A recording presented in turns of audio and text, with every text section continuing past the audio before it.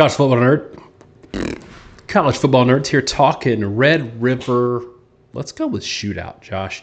I know we're maybe contractually obligated to say rivalry, but I'm not going to say it. Texas and Oklahoma at the Cotton Bowl. This is a super interesting game, Josh, now that Texas lost to Florida. And there's a couple of storylines here because Mateer may play, may not play. I am skeptical that he'll play, but there's message board chatter out there saying that he might, and I'm sure in the comments now people are going to tell me he's definitely playing. But Josh, I want to go back to January. There was a famous tweet from a famous Texas fan on Twitter named Nash who said Oklahoma's going 3-9 this year. I replied to that and said Oklahoma will be undefeated heading into the game versus Texas, and I was summarily mocked given the season that they had last year. But you and I both were high on Mateer coming into this season after what he did at Washington State. I was confident in that because I thought Michigan with a true freshman starter was not going to be great against this defense on the road. Was not high on Auburn for the very reason that Oklahoma wasn't very good last year because of who their quarterback is. And so on one hand, people thought it was wild to say that, but on the other hand, I don't think that necessarily means that by me saying that Oklahoma is going to be this world beater. I do think they are very good. But coming into this game, how good are they if Mateer doesn't play? Well, first off, Daniel, I have to say that Red River rivalry was trademarked by, I believe, the state of Texas or University of Texas Board of Regents, which of course they did. But as far as I'm aware, Red River Shootout, just in a 5-second search, seems like they let that trademark go. So just to be safe from an IP perspective, I think we have to say Red River Shootout, right? Like us and the fans, right? Just to protect ourselves, we've got to say Red River Shootout. Clearly, I don't want to infringe any trademarks here. It's such a weird game because 2 weeks ago or 3 weeks ago, we felt like this was going to be Mateer versus a Texas team that was going to be undefeated. And then do we know who Arch Manning is? And now we get into this game, and one, you have Texas losing to Florida, and two, you have Mateer quite possibly being out injured. Unfortunately, we record these early in the week, and we never know. At this point, there's some rumors maybe he'll play, right? But it does feel like if Mateer had been healthy, I'm probably picking Oklahoma because I trust in a clutch situation, Mateer is going to win the game. I made a comment, I think in a recap, that was poor wording, and I even clarified it at the time, but the moment anything leaves my mouth, the internet never forgets, that I didn't think Mateer was a guy that would win you a game. And what I meant by that and tried to clarify is, well, by win the game, I mean, I don't think you're going to put the whole game on Mateer's back and say, go give me 40 points.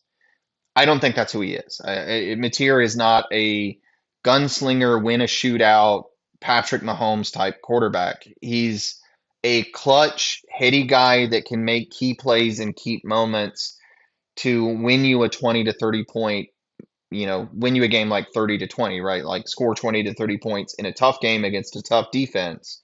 And guys like him, I think, are best in games against really good defenses because he's going to find a way to get you points.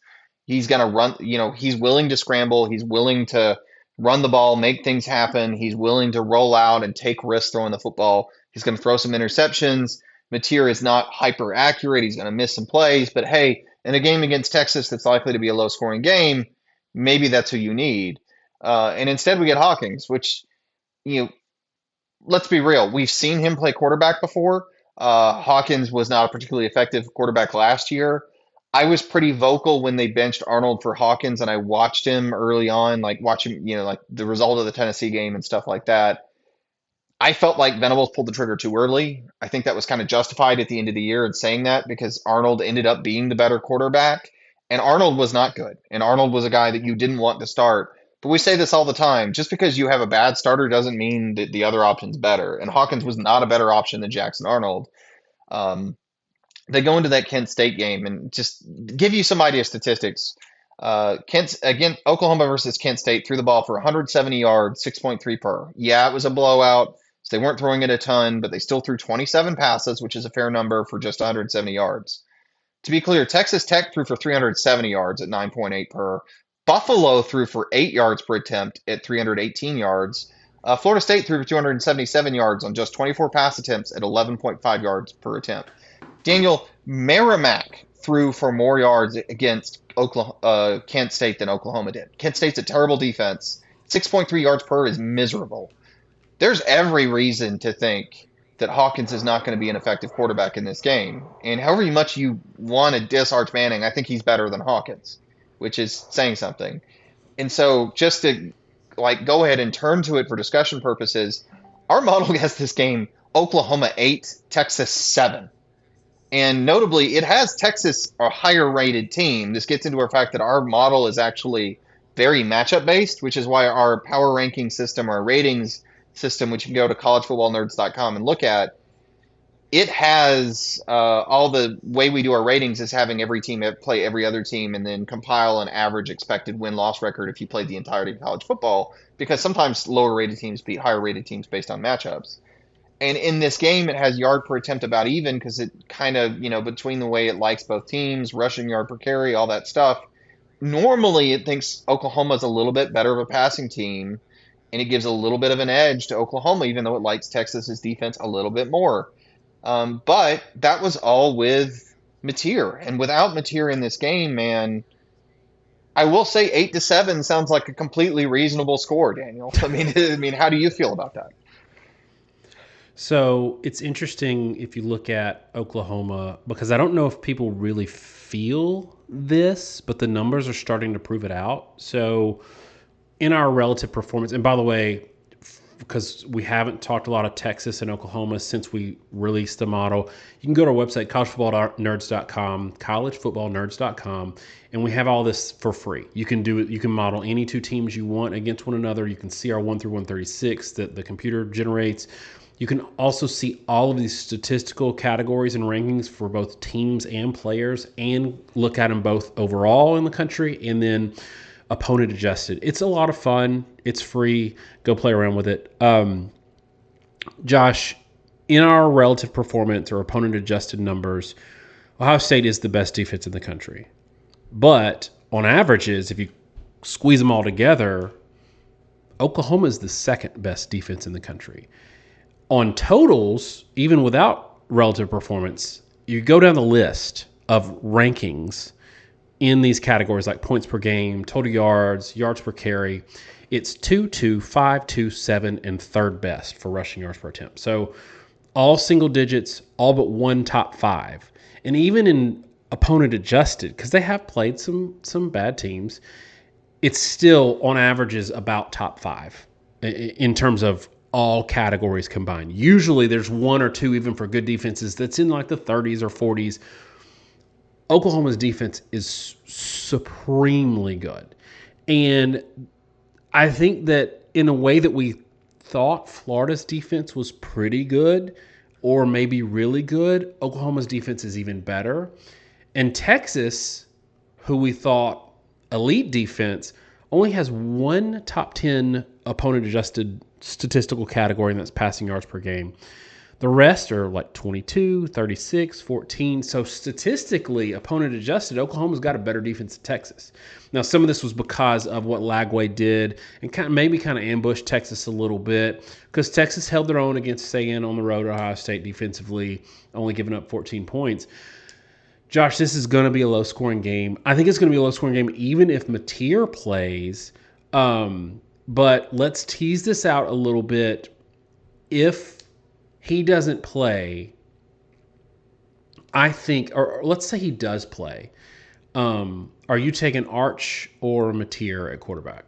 I think Mateer's a better quarterback, period. I mean, I made a comment in the Okay. preseason and we tweeted about it a little bit. There were only about 10 guys in the country that were top 15 in any of the major statistical passing categories, any of them that were returning this year. And only a couple of those guys were top 15 in multiple. Mateer was one. And that was a big flag to me that Oklahoma was going to be a better football team. I still don't love the receiving core or the skill position talent at Oklahoma or the offensive line. They're not a great offense, but he is a good quarterback and he can make plays happen. Um, and I thought that was a reason that Oklahoma, I was really bearish bullish on them because I thought they were going to be a lot better. and I think that's sort of proven out. And I still feel that way. I mean, if Mateer plays, partly, how well is he going to throw it? You never completely know. Um, but I do think he's a good quarterback. I do probably lean Oklahoma. I mean, I'll say right now from a prediction, Daniel, like I think this game's going to be like 17-10 either way. Like 17-10 Oklahoma if Mateer plays and 17-10 Texas if he doesn't. Even though that's a little weird to think of it that way. I just think it's going to give an edge to one team or another, maybe interceptions, what have you. But you're talking defenses. Florida in our, on non-adjusted defensive rankings, 35th in scoring defense, 71st in passing, 44st in rushing. Even opponent adjusted, that only goes to 28th, 60th, 46th. Like I don't think there's really any question that Oklahoma is a tremendously better defense than Florida.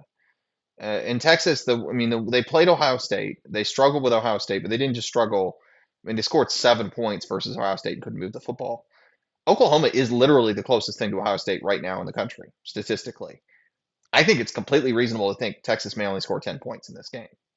And Texas defensively, to be fair, they're like 5-9, 31-9, 24-7 in straight rankings. But when you opponent adjust it, they're 12th in scoring defense, 36th in passing, 14th in rushing.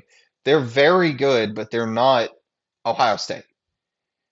And that means Oklahoma might be able to move the ball somewhere. I think if they played Ohio State, they might not score without Mateer. And so you end up in a situation, Daniel, where this is going to be a low scoring game, but man, I could see it going either way because I don't think either one of these offenses has much of an edge. Now, sometimes that makes people be high scoring because people take more risks and there's turnovers and all kinds of things, and these games get wacky in these rivalry games. But the big question you have to turn around to, and I'll leave it to you, do you think Texas offensively has it in them to score points? Because I do think we saw some things from Arch Manning against Florida that were positive. I thought he was more decisive in that game, even though he had his issues. But even though he had his issues, and I said this on the recap, I didn't really ask for your response. I thought we saw who Arch Manning was, and I thought we saw more of who he was than the weeks prior, where I think to some degree he was just in his own head. But having seen who he was, do you think he's good enough to be able to win this game? I think part of Arch Manning playing well, which should give you a little bit of hope for Arch, is that game was 22-7 before Arch really started playing. And it was getting close to the fourth quarter, which means the reason he was able to put some points up late, so pretty good drives, 2 quick touchdowns. The reason that happened was because he got out of his head. And it just tells you that once the pressure was off, once he decided, we're going to lose this game, I'm going to go out and I'm just going to play ball, they quickly put on double the points they had all game in the matter of a quarter, less than a quarter. So that, to me, in a roundabout way, is a very good thing because he just went out there and started ripping it. He got out of his head. He's not waiting for a guy to be wide open, because if he makes a mistake, and I think this is the number one thing that kills modern quarterbacks, other than the stupid sidearm crap that everybody's doing, which is the number one thing. The number two thing is this obsession with not throwing interceptions. Not throwing interceptions or guarding against interceptions can be the number one killer of a quarterback on a team. And I hate when analysts are like, he hasn't thrown an interception, so-and-so number of passes. Well, a lot of times that means he's waiting for somebody to be wide open and he's not throwing with any anticipation. I hate that. I don't want to see that. And I think that with Arch, he got out of his head and he just started ripping it. And so maybe that from that standpoint, they found something. But now the expectation is that they're going to win this game if Mateer's out, or even if he's in and he's not playing 100%.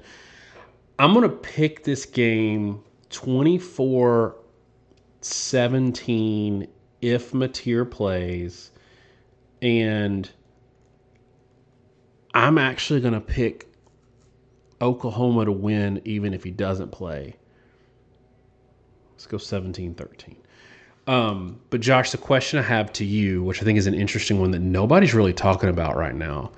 We got a Texas team and an Oklahoma team that are both good. So not years past in the Big 12 where they were down and they were looking to fire their coach. These are two good football teams.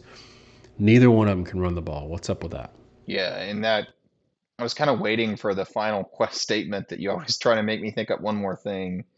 And the one more thing to me, Florida, 96 in the country in yards per carry, but opponent adjusted, interestingly, in our metric, they're 26th, which goes to the fact that they played a pretty hard schedule with LSU, Miami, Texas.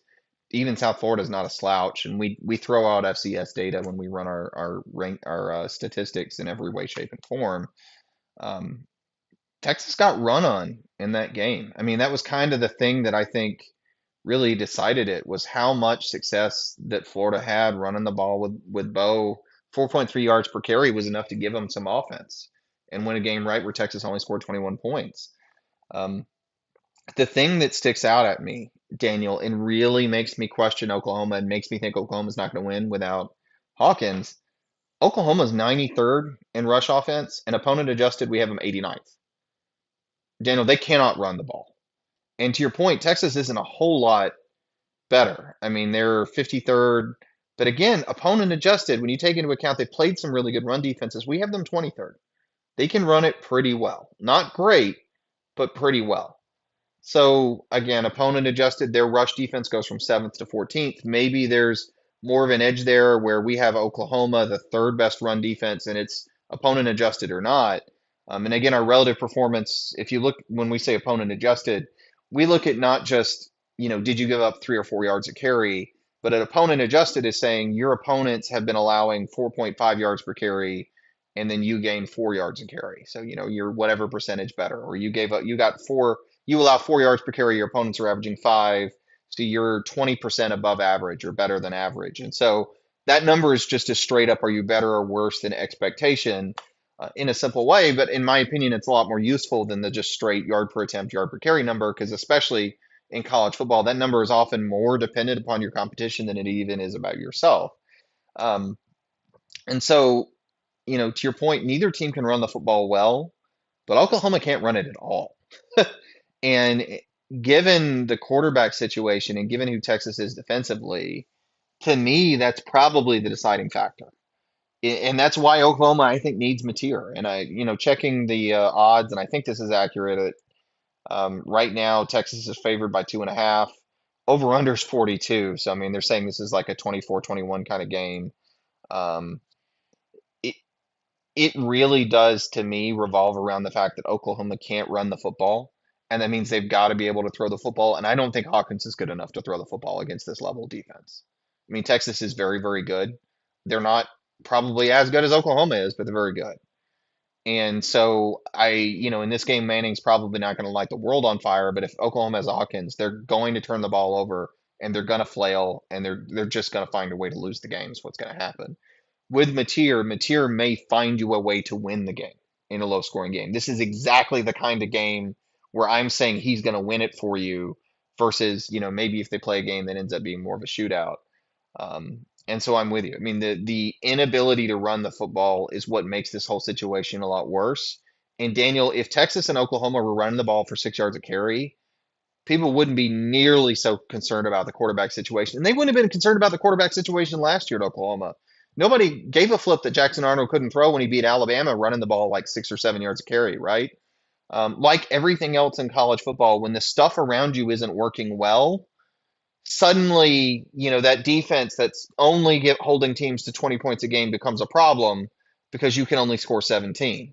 If you score 30, 20 points a game looks great. In the same way, if you're only throwing for 2 touchdowns a game, 2 touchdowns a game is a pretty normal game for a lot of quarterbacks. But when you can't run the football to save your life, suddenly 2 touchdowns a game means you lose every game 17-14. So I don't do this a lot, but you've talked me out of my pick. Without Mateer, I'll flip that to Texas, 17-13. I think you're right. I mean, looking back, like 6.8 yards per attempt versus Kent State is pretty rough. So you win, Josh, this time. All right, y'all. Let us know what you think this score is going to be. Texas versus Oklahoma, and give us two scores: one with Mateer, one without Mateer. And we will see you on the other side of it. Thanks so much, y'all. Have a great week, and God bless.